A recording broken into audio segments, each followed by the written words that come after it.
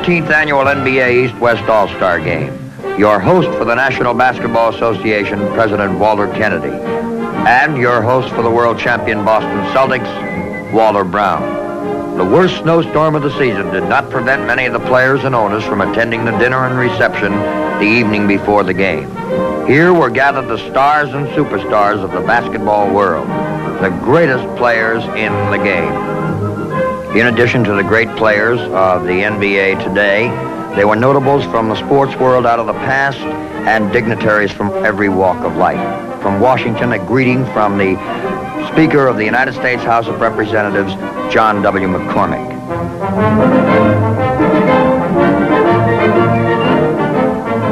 From the Boston Celtic players, the presentation of a gift of a portrait to President Walter Brown of the Celtics. At the individual tables, there were representatives of every ball club in the league, plus people from the sports world in general, and as we said, notables from every walk of life. Here we see Red Auerbach chatting with the former governor of Kentucky, Happy Chandler. President Brown, Governor Peabody of the Commonwealth, and the former governor of Kentucky. Governor Peabody, a former All-American football player at Harvard. The original Celtics, the first truly great basketball team in the world.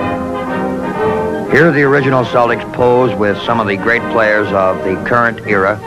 Here we see two great playmakers, perhaps the two greatest playmakers in the history of the game. Bob Cousy, formerly of the Boston Celtics, and the gentleman with whom he chats, Nat Holman, former CCNY coach and the playmaking wizard of the original Celtics. In the first game of the classic doubleheader, the East Old-Timers played the West Old-Timers for the out-of-shape championship of the world. Notice the extra pound or two. Here we see four greats out of the past. Bob Cousy and George Mikan, both at one time labeled Mr. Basketball, Al Servey and Bill Sharman. On the other side of the floor, having just as tough a time running, we see some great stars out of the past. Here Cousy shows us the great hook shot. Bob Cousy came to the Celtics because his name was picked out of a hat. Here that classic story is reenacted with Andy Phillip, Cousy, President Walter Brown of the Celtics, and Max Zaslavsky. The other two players, along with Cousy, were available because of the defunct Chicago Stag team. Here we see the entire West Old-Timers, faces that we remember out of the past. The East Old-Timers squad, equally resplendent with basketball luminaries out of the record book. And with the big crowd anxious for the nostalgia to start, the huffing and puffing began. Some of the old-timers are in tremendous physical condition. From time to time, note Bob Davies of the West as he prances up and down like a 21-year-old. Actually, he's just a little bit older than that. Easy Ed McCauley and Paul Hoffman, currently the general manager of the Baltimore team. Big George, once Mr. Basketball. There's a familiar fast break to basketball fans all over the country. Bob Cousy executing and Bill Sharman at the other end. Paul Hoffman. It took him a while, but he got all the way to the hoop.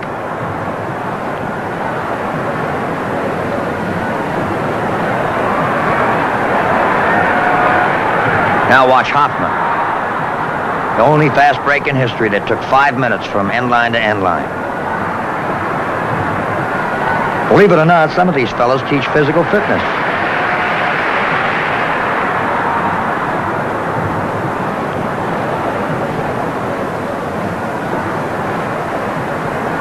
That's Bobby Wanzer, one of the truly great backcourt men of years gone by. And Arnie Reiser, a great hookshot artist. Around the back. Hippity-doo, and who's got the ball? Not quite as smooth as it used to be.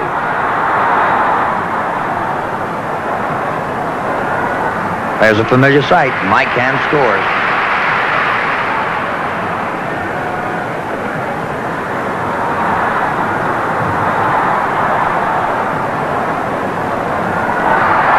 Hoffman kept trying. He finally got one.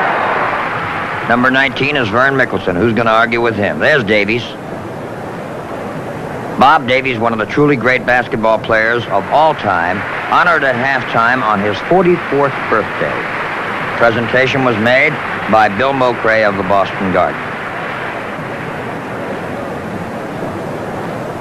At the start of the second half, number 8 for the East was Sweetwater Clifton, who came all the way from Texas to play in this game. Many of these players will never be seen in active competition again, even in a game of this kind. Many of them are remembered for all-star appearances in the real all-star game years ago. Carl Braun with a great set shot.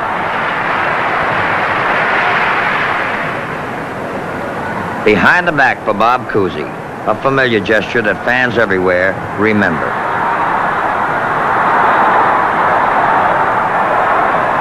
The execution is a little rusty, but the fun is there. And as the game wears on, Joe Lapchick begins to enjoy himself more and more. A great coach out of the past.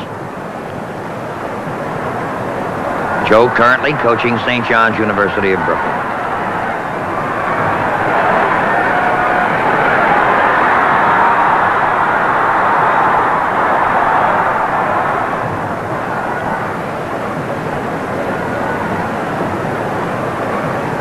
Many of these players are college coaches today, passing on their skills to the youngsters who will be NBA players of tomorrow.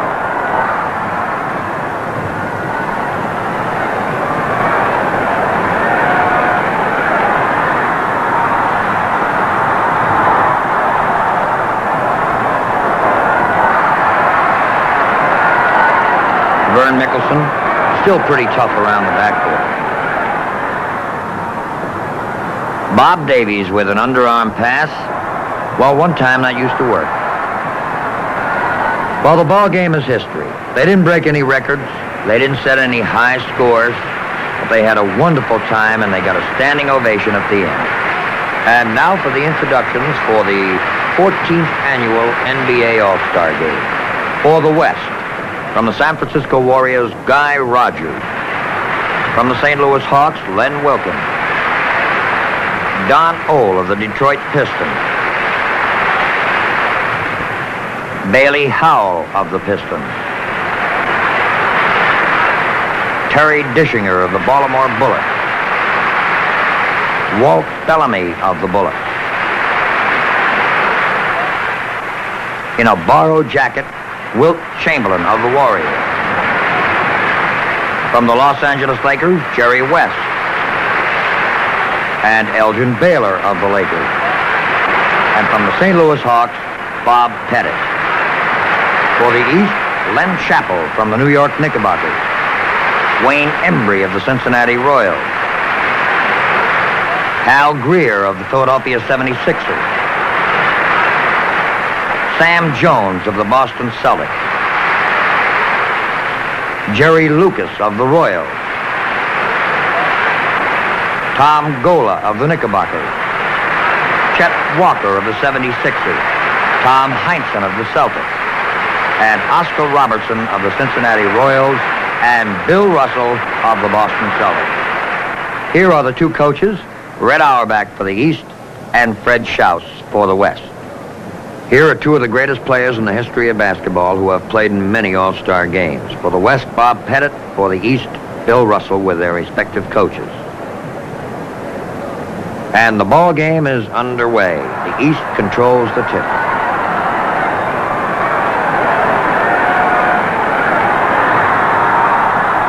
Oscar Robertson executing his famous ball control.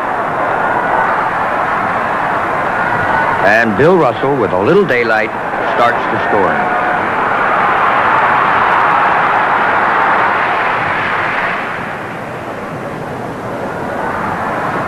Once again, the East has the ball.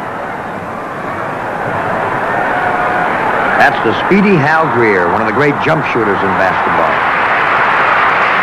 Jerry West of the Lakers. Not that time. Wilt Chamberlain. Thwarted then, but he got a little aid from Walt Bellamy. Guy Rogers, a great ball handler, with Jerry West and Terry Dischinger, and Dischinger gets the bucket. Russell gets it back.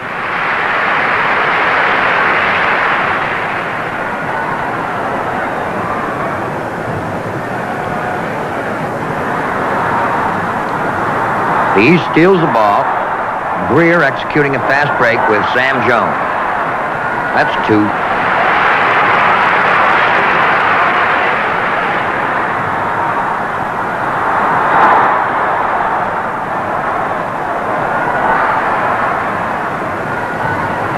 Guy Rogers on a left-handed jump shot. Sam Jones, a hesitation dribble and a jumper.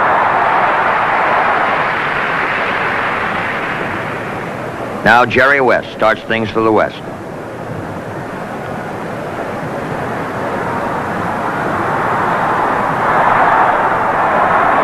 Bob Pettit battling for the rebound. Watch the speedy Greer. Heinsohn to Jones, and a tip by Jerry Lucas of the Royals, one of the outstanding rookies ever to come into basketball.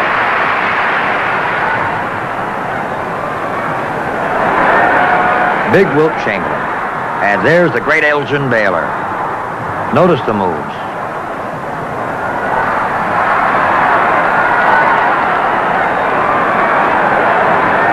Sam Jones and Hal Greer. And the tip in by Russell.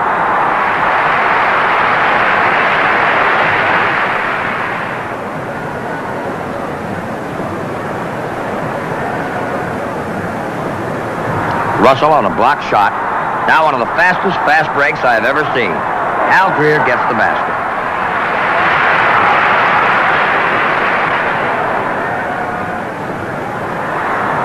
A great play by Lenny Wilkins. At the half, the East leads 59-49. Halftime ceremonies include the presentation of awards to Red Kerr for having played in 707 consecutive games, the Ironman Award. The Most Valuable Player Award of last year went to Bill Russell, presented by President Kennedy, one of the truly great all-time basketball players. Waller Brown receives the championship cup for the Boston Celtics. Here are the original Celtics: Dutch Stennert, Pete Barry, Joe Lapchick, currently the coach of the St. John's University team. Johnny Beckman, once the fastest basketball player in the world, and formerly Mr. Basketball in his day, Nat Holmes. The great old Minneapolis Laker team with Mickelson and Mikan, Slater Martin. That's Jim Pollard. A great basketball team being interviewed by Ed McCauley. Harry Gallatin and Max Zaslavsky, along with Carl Braun from the Knickerbockers. The old Royals team with Wanzer and Johnson and Coleman, and Lester Harrison, the coach, and Arnie Rison and Bob Davies. Bob Branham and Johnny Logan and Art Spector, who used to play with the Celtics. Paul Hoffman and Andy Phillips. The second half begins. Lenny Wilkins starts the things going for the West. That's Bob Pettit. Chamberlain trying the famous dipper dunk. It didn't work then, but it has many times. Bill Russell laying one in for the East.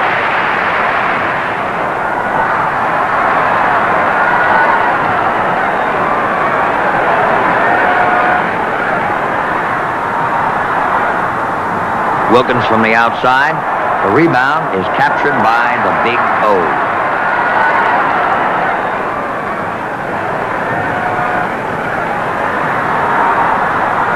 Another Hal Greer special. And Jerry Lucas, a great rebounder, starts things going for the East again. There's Greer driving. Boy, has that kid got speed. Red Auerbach cheering his team on. Greer once again. You guessed it. Don Ole of the Pistons. And that's Walt Bellamy. Jerry West on his jump shot, but Oscar Robertson's got the rebound. Watch the control this man has. That was Wayne Embry. Not many people get in his way. Another muscle guy, Len Chappell, very powerful young player for the Knickerbockers. Don Ole is a great shooter for the Pistons. Now Jerry West all the way in. West has the ball back. That's Walt Bellamy. It's good.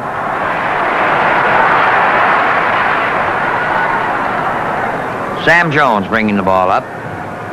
And that's Bill Russell in the corner.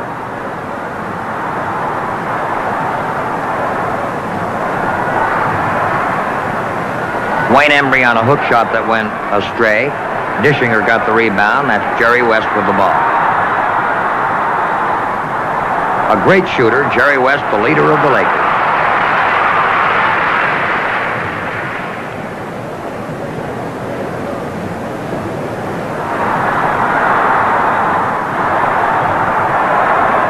Sam Jones, he missed the first try, but he didn't the second. A great block by Russell, and the East has the ball. Oscar Robertson, and the pass is stolen by West.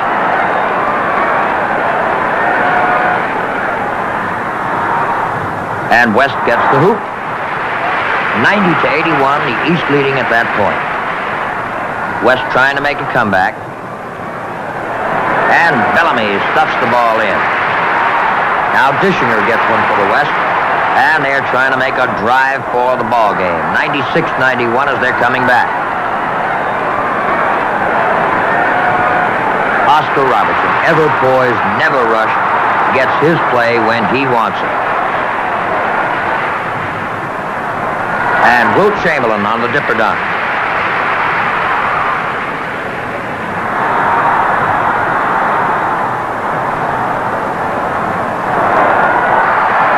Elgin Baylor getting the ball for the West. 2 points by Don Old. Coming to the wire, a real good ball game. The greatest stars in basketball. It amazes you that these fellas can play so well together when actually they all play for different teams and they've had very little chance to practice together. This is a ball game that can't add anything to the standings, can't increase a team's popularity, can't give a team extra money. But they play the ball game as if their lives depended on it, as if it were the 7th game of the World Series. They're great competitors. There you saw Oscar Robertson getting one. The ball game is being played fiercely. They want to win it. Both ball clubs giving everything they've got. And the crowd, of course, loving every minute of it. Oscar Robertson once again, and Sam Jones on a jumper off the board. That's his specialty. Right near the end, it's still a ball game. The East leading 110-105. Not too much time left. The West has not given up. Bob Pettit with the ball, and he gets them a little closer.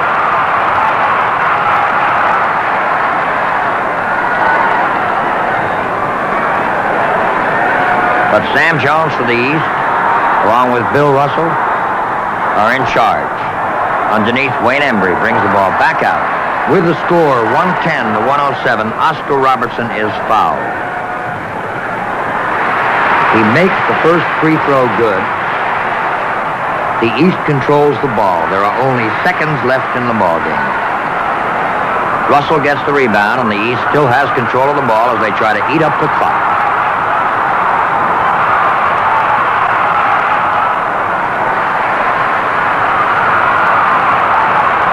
And that's it. The ball game is history. The East beats the West by a score of 111-107.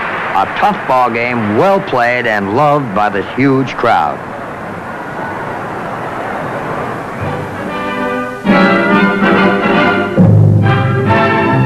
At the end of each All-Star game, an award is made to the outstanding player of that particular contest. The 1964 Most Valuable Player Award went to Oscar Robertson of the Cincinnati Royals, thus winding up the 14th annual NBA East-West All-Star Game.